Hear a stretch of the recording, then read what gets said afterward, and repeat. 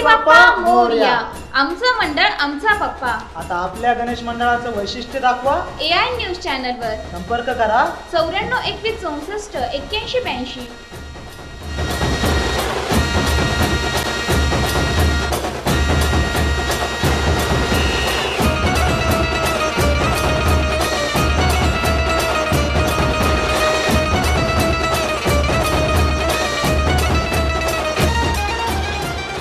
शासकीय दंत महाविद्यालयातील विविध यंत्रसामग्री केवळ जागेअभावी धूळखात पडून आहे।